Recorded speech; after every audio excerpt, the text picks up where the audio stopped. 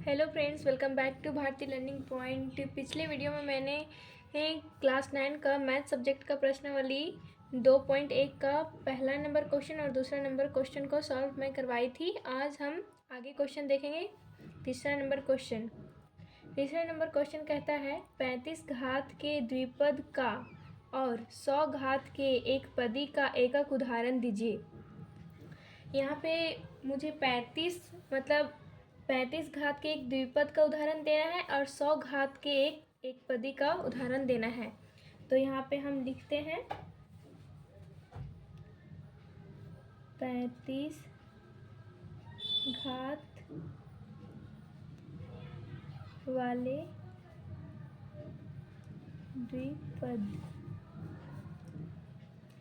35 घात मतलब आप यहाँ पे 2y लीजिए या 3y, कुछ भी x y z कुछ भी ले सकते हैं, लेकिन इसका घात 35 होना चाहिए। और प्लस में द्विघात बोल रहा है, द्विपद बोल रहा है, तो आप यहाँ पे प्लस में t लिख दीजिए।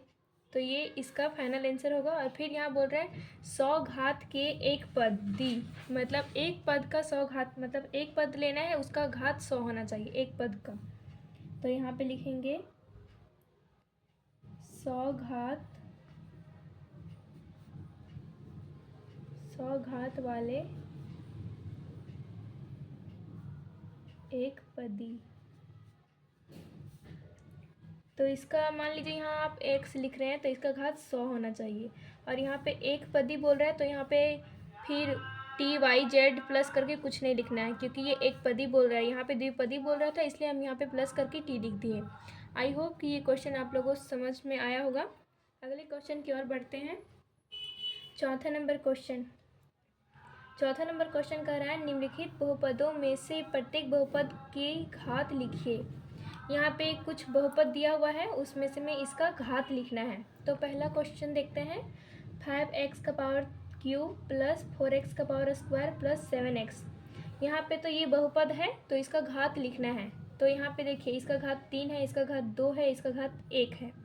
तो इसमें से में जो बड़ा घात होगा वो हमें लिखना है। तो यहाँ पे लिखेंगे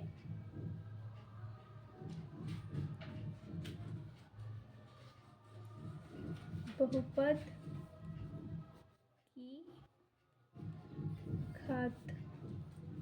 तो यहाँ पे हम 3 लिखेंगे। यहाँ मैंने 3 इसलिए लिखा है क्योंकि यहाँ में से ये तीनों में से में सबसे बड़ा घात 3 है, तो जो बड़ा घात होगा वही लिखना है। तो इसका ये आंसर फाइनल आंसर हो जाएगा। दूसरा क्वेश्चन देखते हैं। 4 माइनस वाई स्क्वायर। तो इसका घात तो 2 है, तो यहाँ लिखेंगे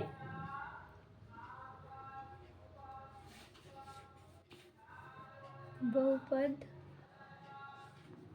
की घात इक्वल टू 2। तीसरा क्वेश्चन यहाँ है 5t माइनस रूट 7। तो इसका घात 1 है, तो यहाँ लिखेंगे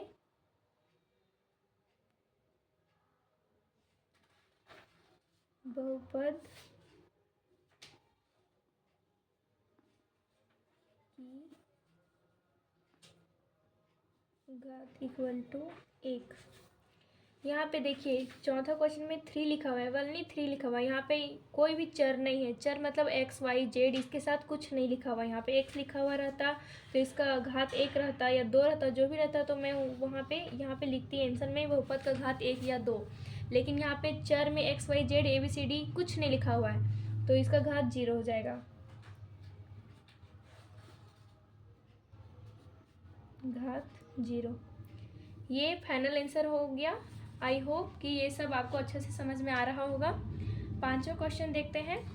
बताइए कि निम्नलिखित बहुपदों में कौन कौन बहुपद रैखिक है, कौन कौन द्विघात और त्रिघात है।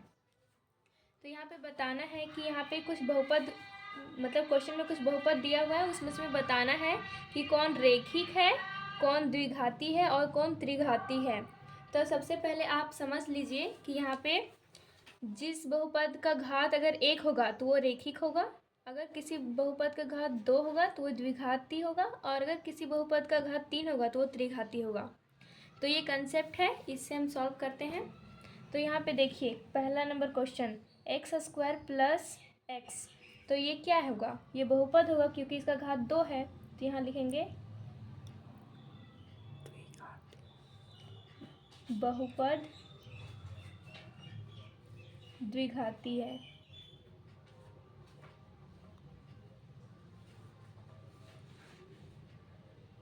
बोलने में मिस्टेक हो गया था, यहाँ पे मतलब घात 2 है तो बहुपद द्विघाती होगा। दूसरा क्वेश्चन देखिए, क्वेश्चन बोल रहा है x माइनस एक्स का पावर क्यूब। तो यहाँ पे मुझे बताना है कि ये द्विघाती है या त्रिघाती है या रैखिक बहुपद है।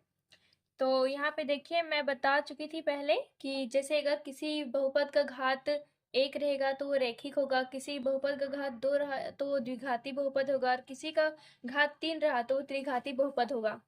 तो यहाँ पे देखिए, इसका घात 3 है तो ये त्रिघाती बहुपद होगा।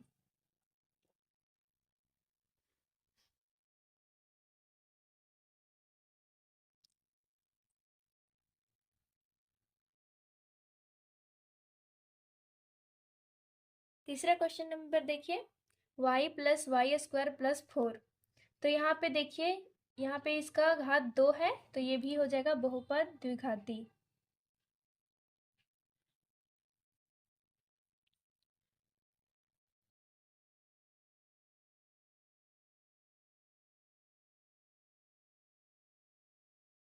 चौथा क्वेश्चन है +1 प्लस एक्स।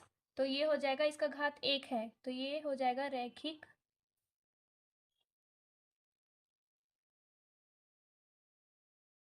बहुपद।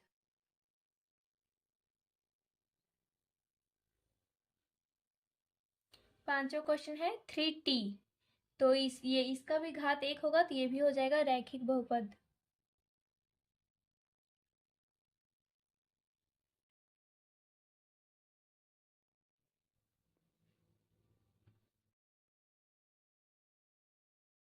पांचवा नंबर क्वेश्चन में आर स्क्वायर। तो हम बताए थे कि जिसका घात 2 होगा तो वो द्विघाती बहुपद होगा। तो यहाँ लिखेंगे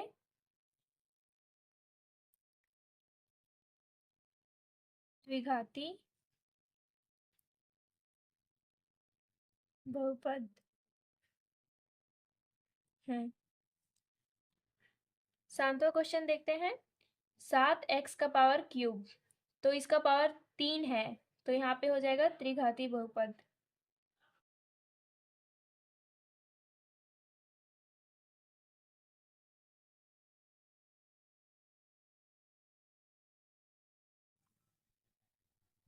आई होप कि आप सभी को ये सारा क्वेश्चन अच्छे से समझ में आया होगा। अगर आप लोग को कोई डाउट रहेगा तो आप कमेंट सेक्शन में ज़रूर पूछ सकते हैं। Thank you.